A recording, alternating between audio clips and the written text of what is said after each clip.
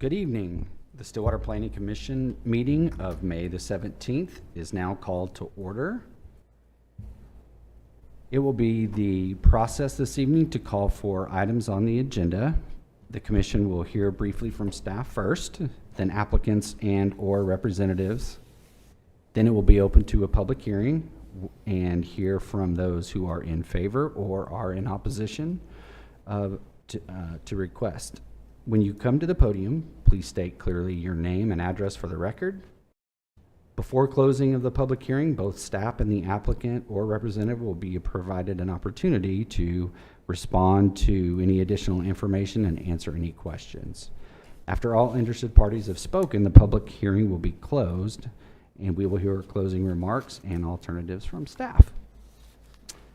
So, having said that, we will go to agenda item A on the consent docket, which is final plat for SUB 22-10.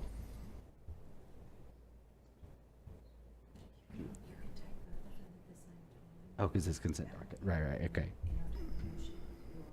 Got it. That makes total sense. So, since it's consent docket, we will hear from both sub 220-10 and sub 22-06.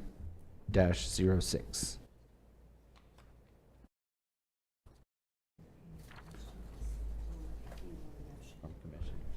Okay, so no one's coming up. Okay, very good. So, having said that, is there any discussion amongst commissioners? No. No discussion, no questions? Hearing none, do I hear a motion to approve tonight? I move that we approve the two items on the consent docket. We have a motion on the table to approve. I second the motion. We have a second. We will now go to vote.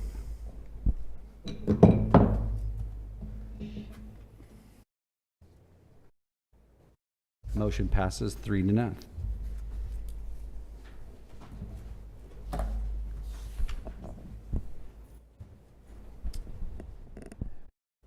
Moving on to the next item, public hearing for map amendment MA 22-05 for consideration and discussion and possible action. Good evening, Vice Chair, Commissioners. My name is Jeff Matthews, Community Development Director for the City of Stillwater. And I'm pleased tonight to introduce our new City Planner, Jacqueline Porter, who's going to be representing or presenting on behalf of staff this evening. We're excited to have new staff members, and Diana Hood, our Associate Planner, and Jacqueline is our City Planner, and just wanted to take an opportunity to introduce her this evening. So thank you. Good evening. All right, you guys. I'm presenting on our item here, the map amendment 2205 from small lot, single family, residential to commercial business district located at 115 East 12th Avenue. Here's the area map. To the west is Heart Portrait Artistry. Oh, I just butchered the business name, but it's there to the west, as well as a barber shop. And then across Lewis to the east is the Lincoln Alternative Academy. Here is the aerial map. Street view looking south off of 12th. The zoning map. The prior use for this location was a vehicular repair shop that was operating in a residential zoning, but it is currently zoned RSS. Future land use. We look at the future land use map for forecasting what the community would like to see in this area in the future growth. In the future land use map, the map shows a low density, but commercial is located adjacent to it, which would be okay. Do y'all have any questions for staff?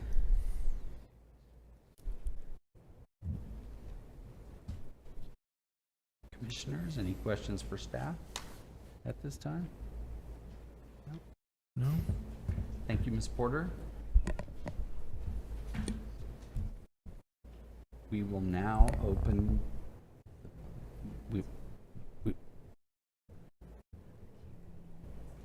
right. We will now open this to public hearing. If anyone is in favor of this item, they are welcome to come forward, or if the developer is here and wants to comment further, he is so welcome. If you would please state your name and address for the record. Corey Williams, 621 South Husband, Stillwater. Vice Chair and Commissioners, I appreciate the opportunity to be here in front of you this evening.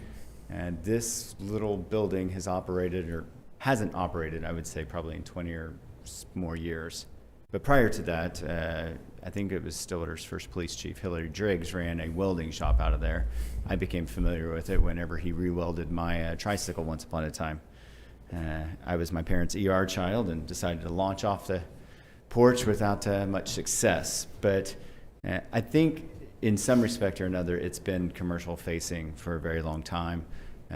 It is not, the residential on the front of it is not, they're separate parcels, they're independent ownership, and that residence recently sold and we were not the purchasers of it. I don't have a solid plan what we are going to do with that building, but all interest thus far has been commercial. And so we just thought we would go ahead and lay the foundation and be appropriate. So whenever it does, the opportunity does come along, we'll be able to offer that for lease. Be glad to answer any questions. Thank you, Mr. Williams. Are there any questions for? Yeah, I have Mr. a Williams? couple questions. So, I don't know if it's obvious, but you foresee that there will be continued expansion of that commercial cluster there at 12th and Main? I would foresee that would absolutely be the case. I know that J.R. Reeves has that northwest corner there that is an open lot, and I would assume that at some point that will go into some kind of commercial, and the residential that's right there on the northeast corner is all owned by the same owner. I would anticipate at some point, there was an article in today's News Press about some development in the 10.5 block of South Main. I'm moving my office to the 1100 block of South Main where the old Book Nook was. We'll be doing we've already done the demolition inside, and we'll be doing a complete rehab of that property.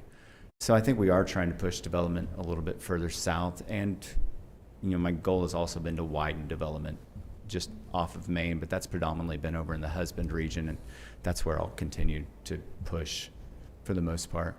We've had some interest in this parcel as a pickup, kind of like what Good Little Eater does as far as pickup for items not to consume on site, but to pick up meals to take home to family, as well as an antique shop, and exactly zero interest in anybody renting it out as an apartment or residential.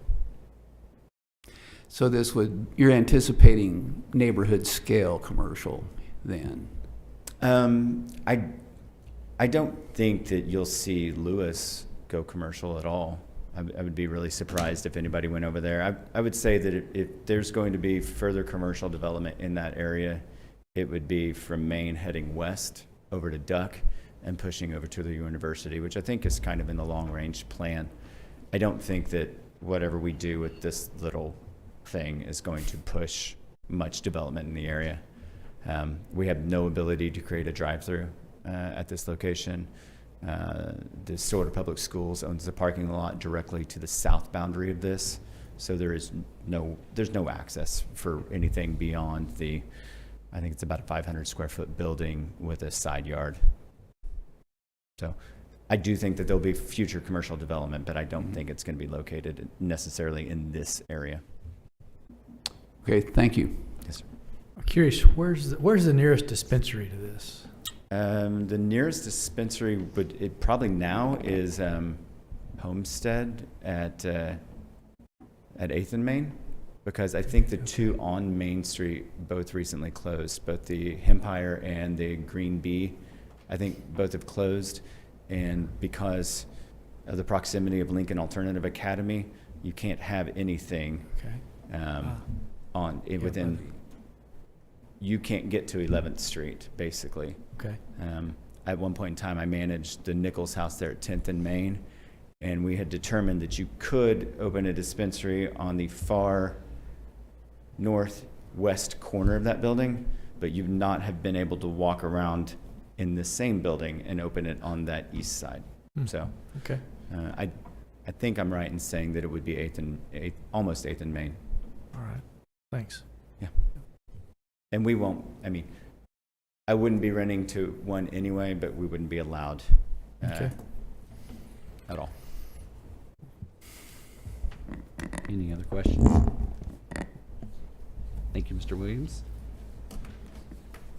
Is there anyone who would like to speak in favor of this development?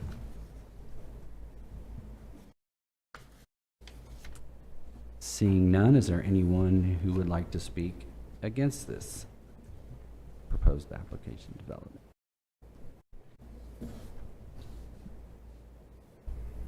Seeing none, we will now close the public hearing, and we will invite Ms. Porter back up to give us recommendations.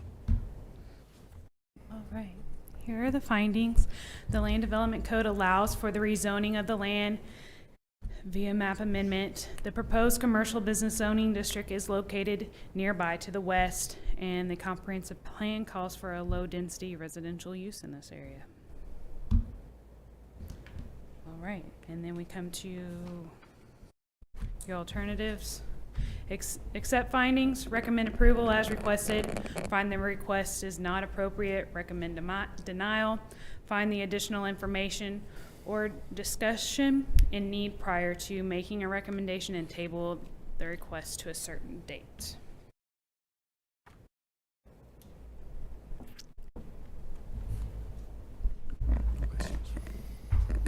Thank you, Ms. Porter. Commissioners? Any discussion? Any questions? I move we accept staff findings and recommend that the city council approve the proposed map amendment. I second the motion. We have a motion and a second on the table. Time.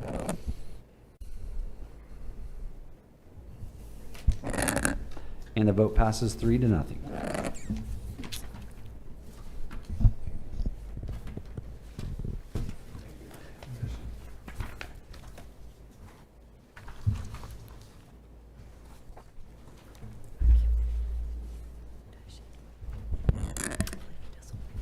Now we will move to a special presentation by the Special Counsel of the City Attorney's Office regarding state statutes, the Stillwater Code of Ordinances, zoning code, and cases of interest on planning and zoning matters. Thank you. I was asked last time to provide some case examples of what arbitrary and capricious means. And it really That's my is, fault. no, that's good. It really is kind of a fluid standard. It's sort of like, I can't define it, but I know it is what it is when I see it.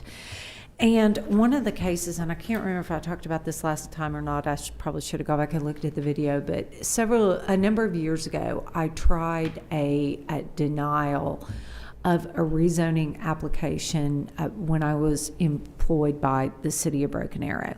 And this was a case, it was an individual that was requesting to rezone property from commercial to industrial. And this particular tract was super interesting because the only way you could access it was by going over railroad tracks.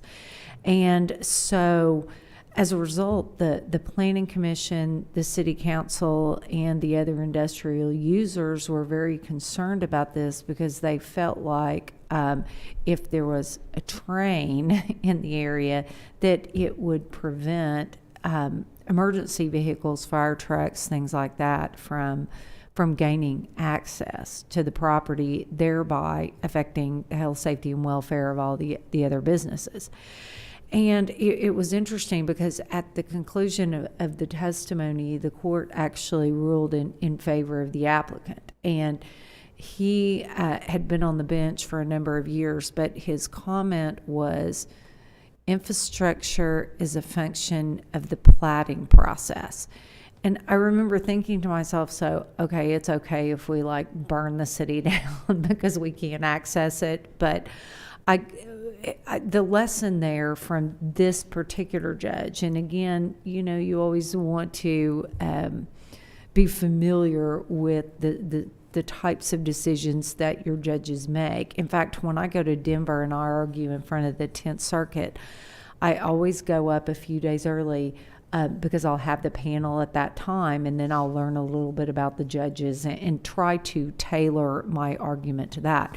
But the judge did tell me, or he told me and the applicant's attorney as well, is that at the platting process, that if they don't have a solution to this maybe by way of another roadway coming around that wouldn't obscure the emergency vehicles, then he would not be so friendly to the applicant. So I thought that was interesting, and I've reflected back over that many times throughout my career. But I personally felt like that the health, safety, and welfare was a very good point. But, you know, over the last 9 months or so, I'm sure you've heard me say a couple of times, okay, just keep in mind that, you know, typically infrastructure is a function of the planning process.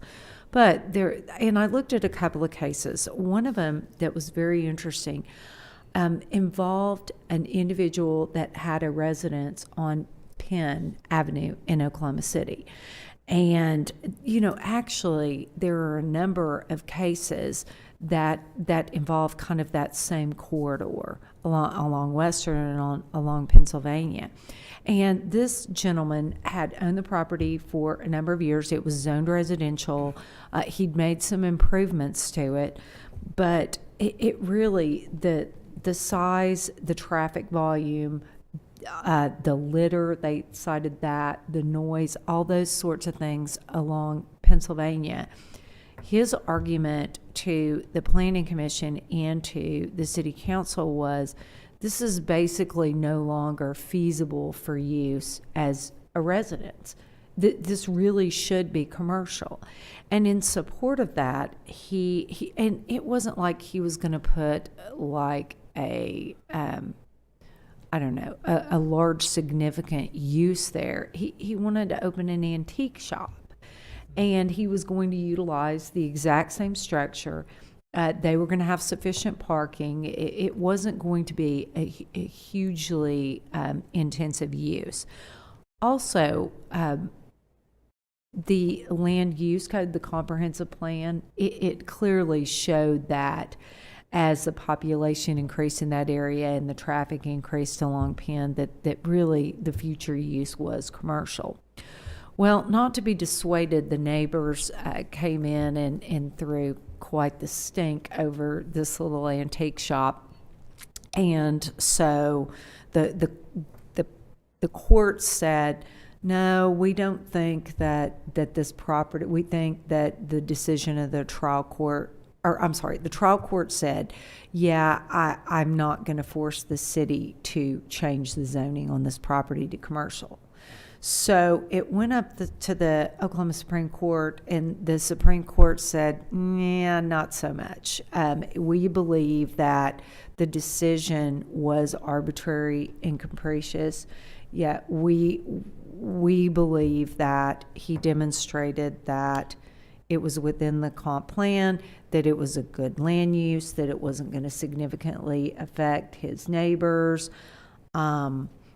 You know, even though there was some surrounding residential, I guess at the trial court level, he paraded across like 10 property owners whose property a block or so away had been rezoned to commercial. So, you know, once you start doing that, and, you know, the guy down the street slightly and all of them are, you know, using commercial, it just doesn't work quite as well for you. So anyway, that's one example. So I'll have another one next time. Thank you. So, any questions? Now, you said that infrastructure is an integral part of the platting process. typically infrastructure within the development. Okay, so the point that I don't know that that was wholly applicable to that particular case, but I'm glad you asked that question, because I had another case in Broken Arrow. I guess we became the hub of planning and zoning appeals, but this was a case where they wanted to rezone property out in rural. It was within the city limits, but it was in rural Wagner County. And this particular parcel, they wanted to reduce the lot size. It was going to be, I think, at that time RSS, but it was incredibly dense. And they were going to add, I think, like 250 structures. Well, the problem was that there wasn't a sufficiently sized water line that could serve the property. The road that was going to access it was barely 2-lane. There wasn't, it was a bar ditch. There was testimony about problems with flooding in the area.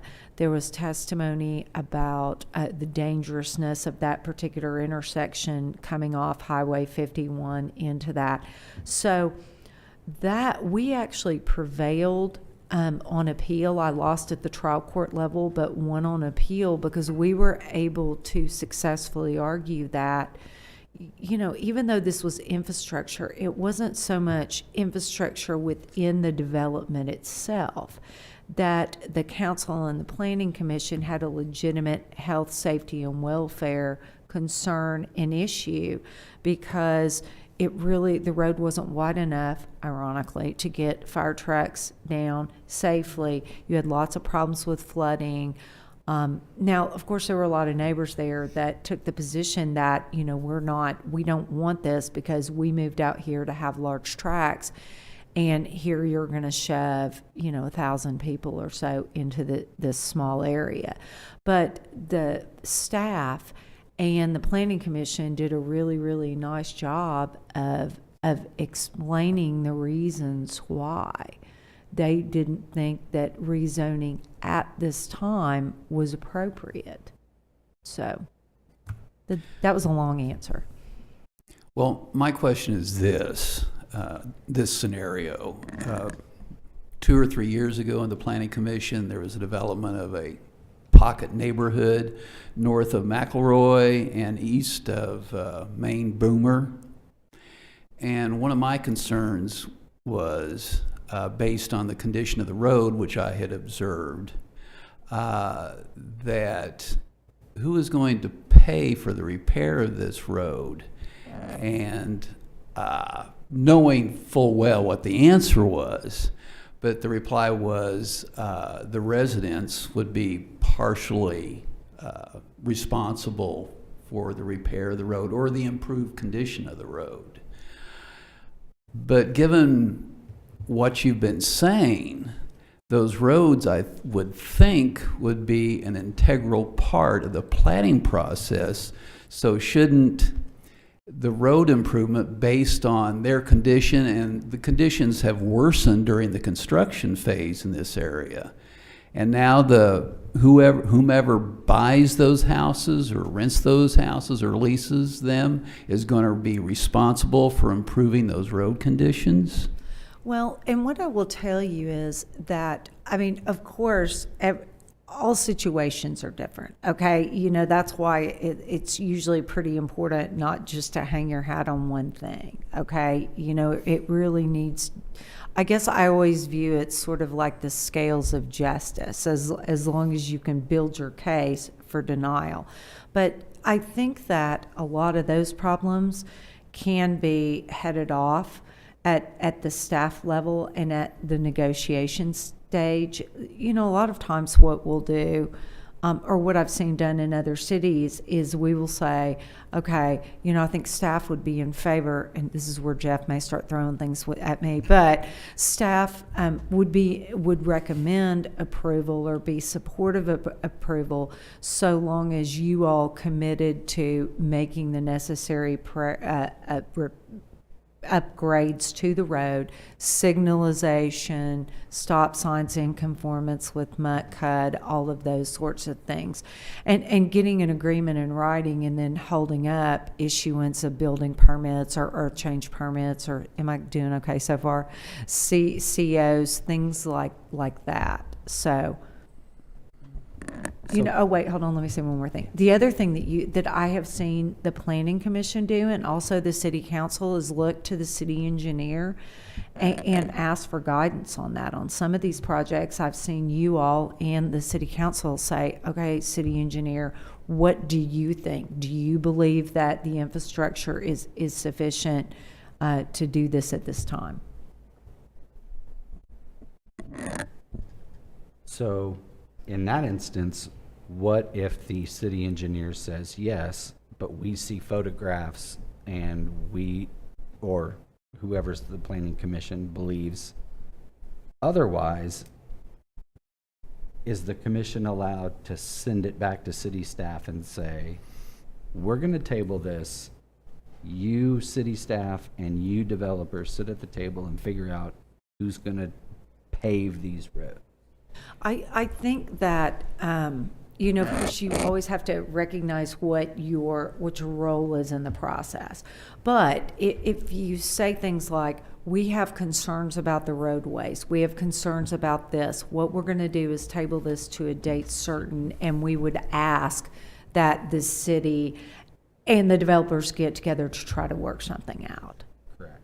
So, in whatever methods, but, you know, as long as you couch it in terms of, okay, we have concerns about this, and these are some of the things that we want to. Is that right, staff? Are you comfortable with that?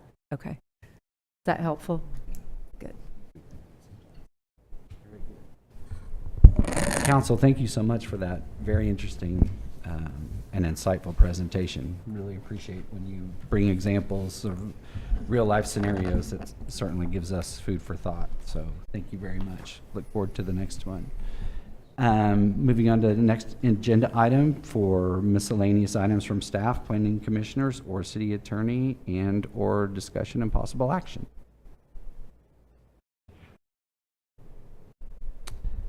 Seeing none, the next planning commission meeting will be held on June the 7th, 2022. Do I hear a motion to adjourn? I move we adjourn. There's a Second motion motion. there's a motion on the table to adjourn and a second. We will now take roll. Roll call vote. Motion passes 3-0. Meeting is adjourned.